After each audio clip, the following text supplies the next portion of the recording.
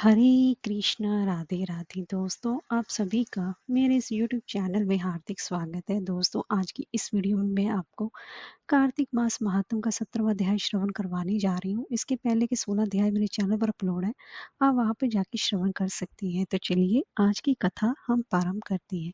जैसा कि भगवान विष्णु जी ने कार्तिक व्रत रखने वालों के लिए 4 नियम बताए गए हैं। पहला है प्रातःकाल स्नान करना, दूसरा तुलसी पूजन करना, तीसरा है हरि भजन कीर्तन जागरण करना, चौथा है दीपदान करना।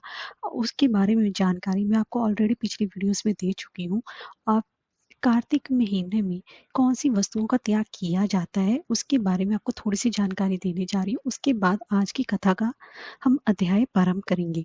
तो कार्तिक के महीने में दालें खाना निषेध माना गया है, जिसके में कार्तिक के महीने में दालें कौन कौन सी नहीं खानी चाहिए। उड़द, मूंग, मसूर, चना, मटर, राई आदि नहीं खाना चाहिए।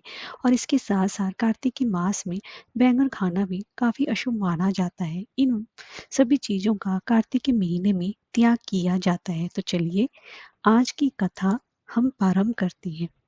अब राजा पृथु ने पूछा कि हे देवर्षि नारद, इसके बाद युद्ध में क्या हुआ तथा वह दैत्य जलंधर किस प्रकार मारा गया, कृपया मुझे वह कथा सुनाइए। नारद जी बोले कि जब गिरिजा वहां से अदृश्य हो गई और गंधर्वी माया भी विलीन हो गई, तब भगवान वृषभ ध्वज चैतन्य हो गए। उन्होंने लौकिकता व्यक्त करते हुए बड़ा ही क्रोध किया और विस्मयता से जलंधर से युद्ध करने लगे।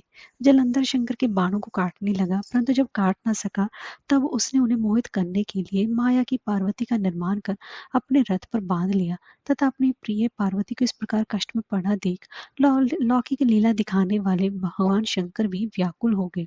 शंकर जी ने भयंकर रौद्र रूप धारण कर लिया। अब उनके रौद्र रूप को देख कोई भी दैत्य उनके सामने खड़ा होने में समर्थ ना हो सका और सब भागने छिपने लगे, यहाँ तक कि शुंभ निशुंभ समर्थ ना हो सके। शिव जी ने उन शुंभ निशुंभ को शाप देकर बड़ा ही धिक्कारा, कहा कि तुम दोनों ने मेरा बड़ा अपराध किया है। तुम युद्ध से भागते हो, भागते को से मरना पाप है। इससे मैं तुम्हें अब नहीं मारूंगा, परंतु गौरी तुमको अवश्य ही मारेगी। शिव जी के ऐसा कहने पर सागर पुत्र जलंधर क्रोध से अग्नि के समान प्रज्वलित हो उठा। उसने शिव जी पर घोर बाण बरसाकर धरती पर अंधकार कर दिया। तब उस दैत्य की ऐसी चेष्टा देखकर शंकर जी बड़े ही क्रोधित हुए तथा उन्होंने अपनी चरणांगुष्ठ से बनाए हुए सुदर्शन चक्र को चलाकर उसका सिर काट लिया। एक प्रचंड शब्द के साथ उसका सिर पृथ्वी पर गिर पड़ा और अंजन पर्वत के समान उसके शरीर के 2 खंड हो गए।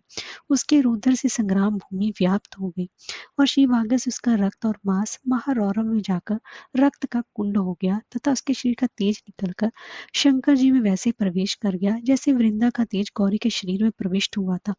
जलंधर को मरा हुआ देख देख देवता और सब गंधर्व प्रसन्न हो गए।